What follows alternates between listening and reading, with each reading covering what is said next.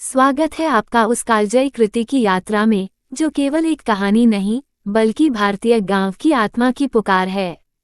ये है गोदान, हिंदी साहित्य के शिखर पुरुष मुंशी प्रेमचंद द्वारा रचित वह अमर उपन्यास, जिसने भारत के किसान की पीड़ा, संघर्ष और स्वाभिमान को अमर बना दिया। भाग 1 में आप मिलेंगे होरी से, एक ऐसा किसान जो धरती से जुड़ा है, सपनों में खोया है और गोदान यानी गाय दान करने की अभिलाषा लिए जीवन की विषम परिस्थितियों से जूझ रहा है। ये कहानी सिर्फ होरी की नहीं है, ये कहानी है उस भारत की जो मेहनत करता है, सहता है और फिर भी उम्मीद से जुड़ा रहता है। तो आइए अपने मन को स्थिर कीजिए, आंखें बंद कीजिए और महसूस कीजिए प्रेमचंद की कलम से बहती भावनाओं की वह नदी जो आपको सीधे गांव की मिट्टी में ले जाएगी, जहां से यह गोदान की यात्रा शुरू होती है। भाग 1। होरीराम ने दोनों बैलों को सानी पानी देकर अपनी खी धनिया से कहा, गोबर को उपगुड़ने भेज देना, मैं जाने कब लौहूं, जरा मेरी लाठी दे दे। धनिया के दोनों हाथ गोबर से भरे थे, उपले पाथ कर आई थी। बोली, अरे कुछ रस पानी तो कर लो, ऐसी जल्दी क्या है। होरी ने अपने झुर्रियों से भरे हुए माथे को सिकोड़ कर कहा, तुझे रस पानी की पड़ी है, मुझे ये चिंता है कि अबेर हो गई तो मालिक से भेंटना होगी। स्नान पूजा करने लगेंगे तो घंटों बैठे बीत जाएगा। इसी से तो कहती हूँ कुछ जलपान कर लो, और आज न जाओगे तो कौन हरज होगा। अभी तो परसों गए थे, तू जो बात नहीं समझती उसमें टांग क्यों अड़ाती है भाई।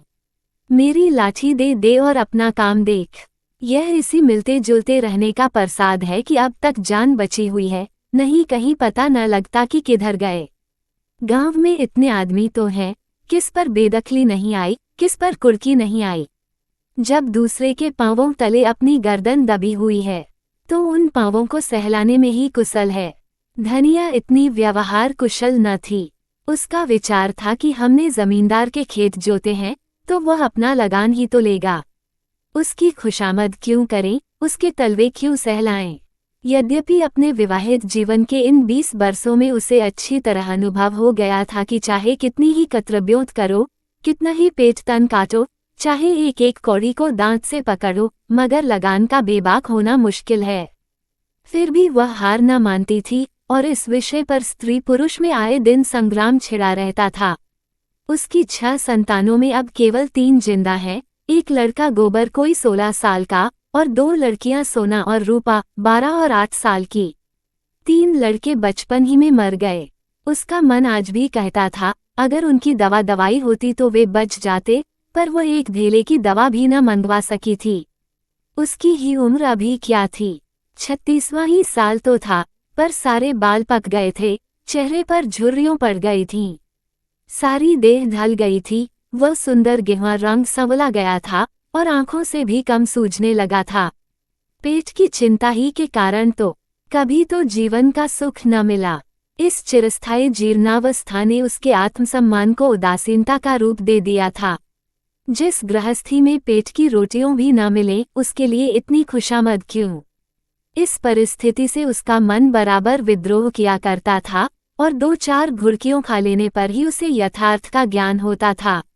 उसने परास्त होकर होरी की लाठी, मिर्जई, जूते, पगड़ी और तमाकू का बटुआ लाकर सामने पटक दिए। होरी ने उसकी ओर आंखें तरेर कर कहा, क्या ससुराल जाना है जो 5 पोशाक लाई है। ससुराल में भी तो कोई जवान साली सलहज नहीं बैठी है जिसे जाकर दिखाऊं। होरी के गहरे सांवले पिचके हुए चेहरे पर मुस्कुराहट की मृदुता झलक पड़ी। धनिया ने लजाते हुए कहा, ऐसे ही बड़े सजीले जवान हो कि साली सलहजें तुम्हें देखकर रीझ जाएंगी। होरी ने फटी हुई मिर्जई को बड़ी सावधानी से तह करके खाट पर रखते हुए कहा, तो क्या तू समझती है मैं बूढ़ा हो गया। अभी तो 40 भी नहीं हुए, मर्द 60 पर पाठे होते हैं। जाकर शीशे में मुंह देखो, तुम जैसे मर्द 60 पर पाठे नहीं होते। दूध घी अंजन लगाने तक को तो मिलता नहीं, पाठे होंगे। तुम्हारी दशा देख देख कर तो मैं और भी सूखी जाती हूँ कि भगवान ये बुढ़ापा कैसे कटेगा, किसके द्वार पर भीख मांगेंगे। होरी की वह क्षणिक मृदुता यथार्थ की इस आंच में झुलस गई। लकड़ी संभलता हुआ बोला, 60 तक पहुंचने की नौबत न आने पाएगी धनिया, इसके पहले ही चल देंगे। धनिया ने तिरस्कार किया, अच्छा रहने दो, मत अशुभ मुंह से निकालो, तुमसे कोई अच्छी बात भी कहे तो लगते हो कोसने। होरी कंधों पर लाठी रखकर घर से निकला तो धनिया द्वार पर खड़ी उसे देर तक देखती रही। उसके इन निराशा भरे शब्दों ने धनिया के चोट खाए हुए हृदय में आतंकमय कंपन सा डाल दिया था। वह जैसे अपने नारीत्व के संपूर्ण तप और व्रत से अपने पति को अभय दान दे रही थी। उसके अंतःकरण से जैसे आशीर्वादों का व्यूह सा निकलकर होरी को अपने अंदर छिपाए लेता था। विपन्नता के इस अथाह सागर में सुहाग ही वह तृण था जिसे पकड़े हुए वह सागर को पार कर रही थी। इन असंगत शब्दों ने यथार्थ के निकट होने पर भी मानो झटका देकर उसके हाथ से वह तिनके का सहारा छीन लेना चाहा। बल्कि यथार्थ के निकट होने के कारण ही उनमें इतनी वेदना शक्ति आ गई थी। काना कहने से काने को जो दुख होता है वह क्या दो आंखों वाले आदमी को हो सकता है। होरी कदम बढ़ाए चला जाता था। पगडंडी के दोनों ओर ऊख के पौधों की लहराती हुई हरियाली देखकर उसने मन में कहा, भगवान कहीं गां से बरखा कर दे और दाढ़ी भी सुबीते से रहे तो एक गाय जरूर लेगा। देसी गायें तो न दूध दें न उनके बछवे ही किसी काम के हों। बहुत हुआ तो तेली के कोल्हू में चले, नहीं वो पछाई गाय लेगा, उसकी खूब सेवा करेगा, कुछ नहीं तो 4-5 सेर दूध होगा। गोबर दूध के लिए तरस तरस रह जाता है। इस उम्र में न खाया पिया तो फिर कब खाएगा। साल भर भी दूध पी ले तो देखने लायक हो जाए। बछवे भी अच्छे बैल निकलेंगे, 200 से कम की गोई न होगी। फिर गऊ से ही तो द्वार की शोभा है। सबेरे सबेरे गऊ के दर्शन हो जाए तो क्या कहना। न जाने कब ये साध पूरी होगी, कब वह शुभ दिन आएगा। हर एक गृहस्थ की भांति होरी के मन में भी गऊ की लालसा चिरकाल से संचित चली आती थी। यही उसके जीवन का सबसे बड़ा स्वप्न, सबसे बड़ी साध थी। बैंक के सूद से चैन करने या जमीन खरीदने या महल बनवाने की विशाल आकांक्षाएं उसके नन्हे से हृदय में कैसे समातीं। जेठ का सूर्य आमों के झुरमुट से निकलकर आकाश पर छाई हुई लालिमा को अपने रजत प्रताप से तेज प्रदान करता हुआ ऊपर चढ़ रहा था और हवा में गर्मी आने लगी थी। दोनों ओर खेतों में काम करने वाले किसान उसे देखकर राम राम करते और सम्मान भाव से चिलम पीने का निमंत्रण देते थे, पर होरी को इतना अवकाश कहाँ था। उसके अंदर बैठी हुई सम्मान लालसा ऐसा आदर पाकर उसके सूखे मुख पर गर्व की झलक पैदा कर रही थी। मालिकों से मिलते जुलते रहने ही का तो ये प्रसाद है कि सब उसका आदर करते हैं, नहीं उसे कौन पूछता 5 बीघे के किसान की बिसात ही क्या। ये कम आदर नहीं है कि 3-3, 4-4 हल वाले महतो भी उसके सामने सिर झुकाते हैं। अब वो खेतों के बीच की पगडंडी छोड़कर एक खलेटी में आ गया था, जहां बरसात में पानी भर जाने के कारण तरी रहती थी और जेठ में कुछ हरियाली नजर आती थी। आसपास के गांवों की गुएं यहाँ चरने आया करती थीं। उस उमस में भी यहाँ की हवा में कुछ ताजगी और ठंडक थी। होरी ने 2-3 सांसें जोर से लीं। उसके जी में आया, कुछ देर यहीं बैठ जाए। दिन भर तो लू लपट में मरना है ही।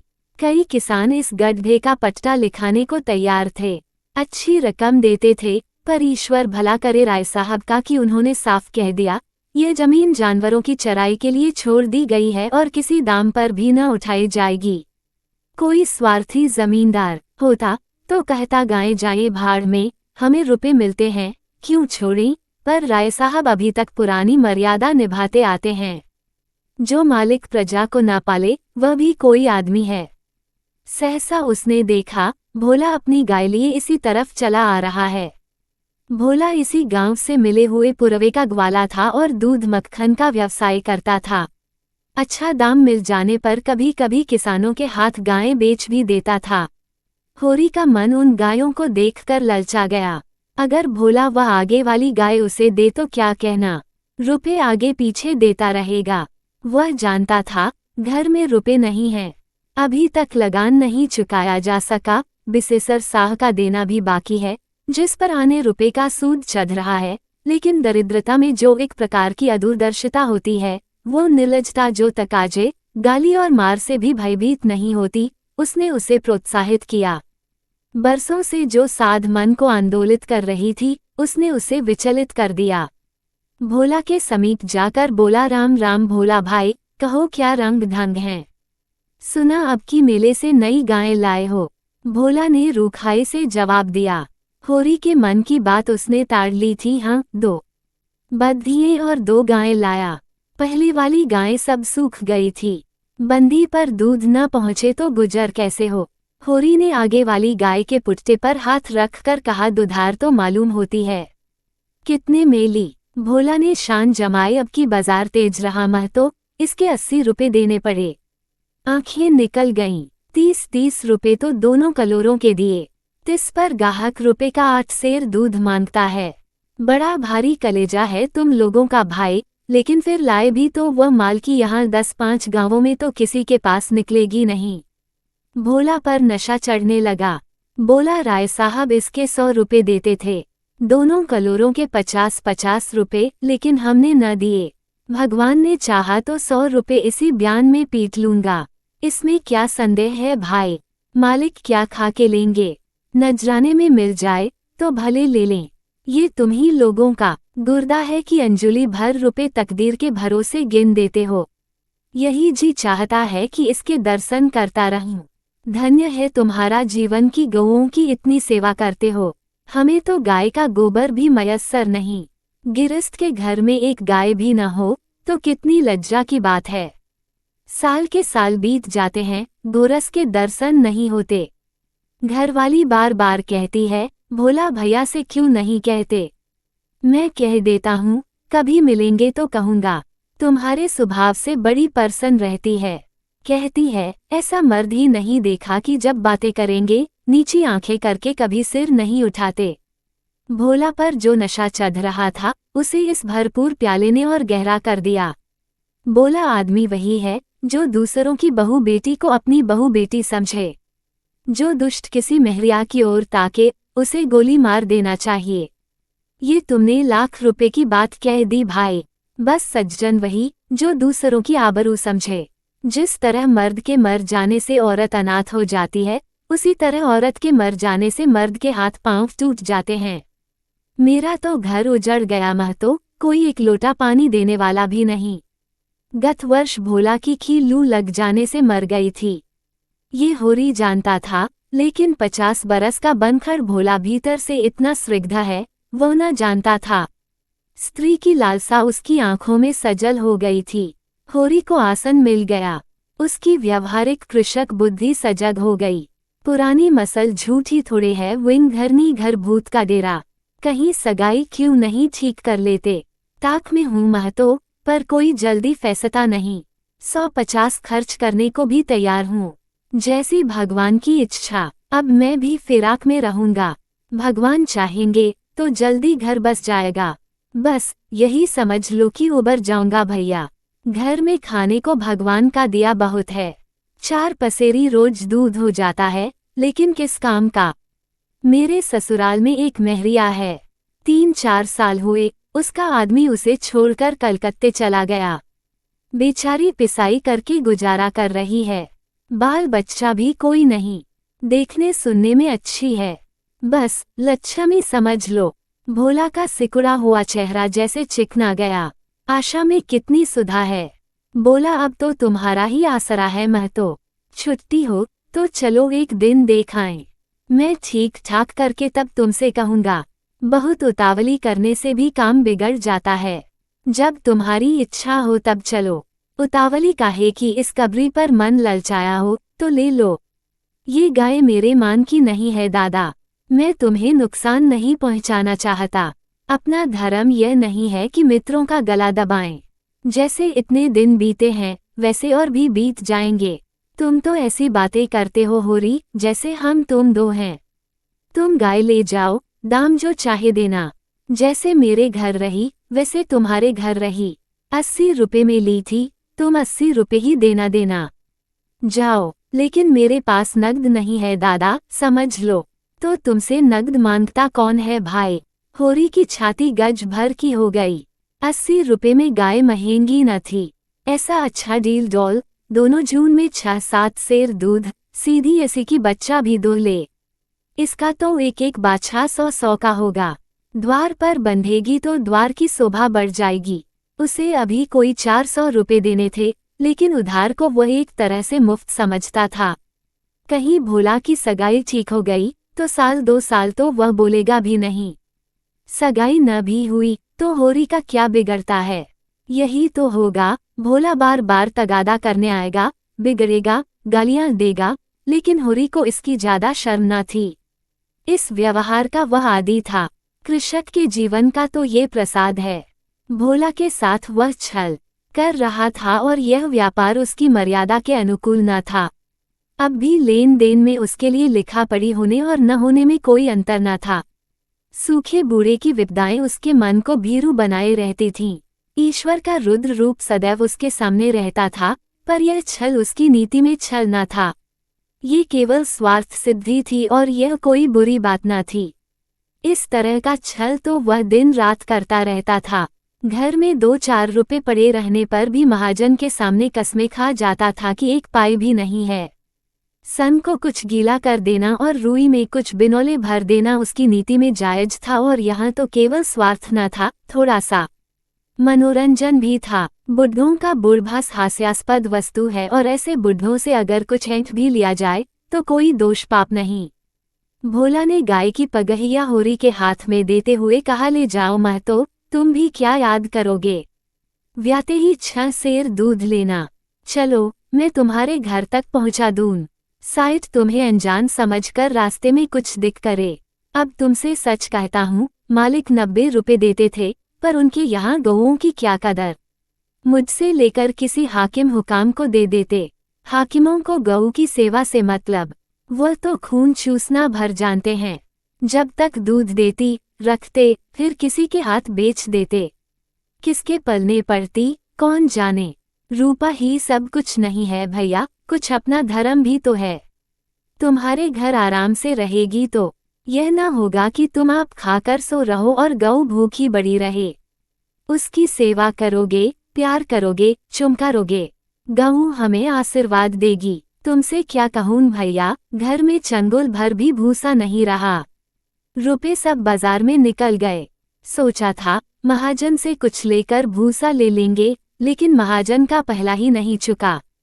उसने इनकार कर दिया। इतने जानवरों को क्या खिलाएं, यही चिंता मारे डालती है। चुटकी चुटकी भर खिलाऊं तो मन भर रोज का खर्च है। भगवान ही पार लगाएं तो लगे। होरी ने सहानुभूति के स्वर में कहा, तुमने हमसे पहले क्यों नहीं कहा, हमने एक गाड़ी भूसा बेच दिया। भोला ने माथा ठोककर कहा, इसीलिए नहीं कहा भैया कि सबसे अपना दुख क्यों रोऊं, बांटता कोई नहीं, हंसते सब हैं। जो गायें सूख गई हैं उनका गम नहीं, पत्ती सत्ती खिलाकर जिला लूंगा, लेकिन अब ये तो रातें बिना नहीं रह सकती। हो सके तो 10-20 रुपए भूसे के लिए दे दो। किसान पक्का स्वार्थी होता है, इसमें संदेह नहीं। उसकी गांठ से रिश्वत के पैसे बड़ी मुश्किल से निकलते हैं। भावताव में भी वह चौकस होता है। व्यास की एक एक पाई छुड़ाने के लिए वह महाजन की घंटों चिरौरी करता है। जब तक पक्का विश्वास न हो जाए वह किसी के फुसलाने में नहीं आता, लेकिन उसका संपूर्ण जीवन प्रकृति से स्थायी सहयोग है। वृक्षों में फल लगते हैं, उन्हें जनता खाती है। खेती में अनाज होता है, वह संसार के काम आता है। गाय के थन में दूध होता है, वो खुद पीने नहीं जाती, दूसरे ही पीते हैं। मेघों से वर्षा होती है, उससे पृथ्वी तृप्त होती है। ऐसी संगति में कुत्सित स्वार्थ के लिए कहाँ स्थान। होरी किसान था और किसी के जलते हुए घर में हाथ सेंकना उसने सीखा ही न था। भोला की संकट कथा सुनते ही उसकी मनोवृत्ति बदल गई। पगहिया को भोला के हाथ में लौटाता हुआ बोला, रुपए तो दादा मेरे पास नहीं है। हाँ, थोड़ा सा भूसा बचा है, वह तुम्हें दूंगा। चलकर उठवा लो। भूसे के लिए तुम गाय बेचोगे और मैं लूंगा। मेरे हाथ न कट जाएंगे। भोला ने आर्द्रकंठ से कहा, तुम्हारे बैल भूखों न मरेंगे। तुम्हारे पास भी ऐसा कौन सा बहुत सा भूसा रखा है। नहीं दादा, अब की भूसा अच्छा हो गया था। मैंने तुमसे नाहक भूसे की चर्चा की। तुम न कहते और पीछे से मुझे मालूम होता तो मुझे बड़ा रंज होता कि तुमने मुझे इतना गैर समझ लिया। अवसर पड़ने पर भाई की मदद भाई न करे तो काम कैसे चले। मुदा ये गाय तो लेते जाओ। अभी नहीं दादा, फिर ले लूंगा। तो भूसे के दाम दूध में कटवा लेना। होरी ने दुखित स्वर में कहा। दाम कौड़ी की इसमें कौन बात है दादा, मैं 1-2 जून तुम्हारे घर खा लूं तो तुम मुझसे दाम मांगोगे, लेकिन तुम्हारे बैल भूखों मरेंगे कि नहीं? भगवान कोई न कोई सबील निकालेंगे ही। आसाह सिर पर है, कड़वी बोल लूंगा, मगर यह गाय तुम्हारी हो गई। जिस दिन इच्छा हो जाकर ले जाना। किसी भाई का लीलाम पर चढ़ा हुआ बैल लेने में जो पाप है, वो इस समय तुम्हारी गाय लेने में है। होरी में बाल की खाल निकालने की शक्ति होती तो वह खुशी से गाय लेकर घर की राह लेता। भोला जब नकद रुपए नहीं मांगता तो स्पष्ट था कि वह भूसे के लिए गाय नहीं बेच रहा है, बल्कि इसका कुछ और आशय है। लेकिन जैसे पत्तों के खड़कने पर घोड़ा अकारण ही ठिठक जाता है और मारने पर भी आगे कदम नहीं उठाता, वही दशा होरी की थी। संकट की चीज लेना पाप है, ये बात जन्म जन्मांतरों से उसकी आत्मा का अंश बन गई थी। भोला ने गदगद कंठ से कहा, तो किसी को भेज दूं भूसे के लिए? होरी ने जवाब दिया, अभी मैं राय साहब की ड्योढ़ी पर जा रहा हूँ, वहां से घड़ी भर में लौटूंगा, तभी किसी को भेजना। भोला की आंखों में आंसू भर आए। बोला, तुमने आज मुझे उबार लिया होरी भाई। मुझे अब मालूम हुआ कि मैं संसार में अकेला नहीं हूँ, मेरा भी कोई हेतु है। एक क्षण के बाद उसने फिर कहा, उस बात को भूल न जाना। होरी आगे बढ़ा तो उसका चित्त प्रसन्न था, मन में एक विचित्र स्फूर्ति हो रही थी। क्या हुआ, 10-5 मन भूसा चला जाएगा, बेचारे को संकट में पड़कर अपनी गाय तो न बेचनी पड़ेगी। जब मेरे पास चारा हो जाएगा तब गाय खोल लाऊंगा। भगवान करे मुझे कोई मेहरिया मिल जाए, फिर तो कोई बात ही नहीं। उसने पीछे फिर कर देखा, कबरी गाय पूंछ से मक्खियों उड़ाती, सिर हिलाती, मस्तानी मंद गति से झूमती चली जाती थी, जैसे बांदियों के बीच में कोई रानी हो। कैसा शुभ होगा वह दिन जब ये कामधेनु उसके द्वार पर बंधेगी। तो ये था गोदान का पहला भाग, जहां होरी की सादगी, उसका सपना और समाज की कठोर हकीकतें सबने मिलकर एक गहरी छाप छोड़ी। लेकिन कहानी यहीं खत्म नहीं होती। असल संघर्ष तो अब शुरू होगा, जब सपनों की धरती पर हकीकत की बारिश होगी। आगे क्या होगा जब होरी अपने गोदान के सपने को लेकर और भी कठिन मोड़ों से गुजरेगा? क्या उसके हाथ आएगी कभी वह गाय जिसकी वह वर्षों से कामना कर रहा है? या फिर व्यवस्था, जात पात और गरीबी उसे तोड़ देंगी? इसलिए जुड़े रहिए हमारे साथ और सुने मुंशी प्रेमचंद की इस अमर कृति की अगली कड़ी बहुत जल्द। अगर आपको कहानी ने छुआ तो लाइक, सब्सक्राइब और शेयर जरूर करें ताकि इस मिट्टी की खुशबू हर दिल तक पहुंचे।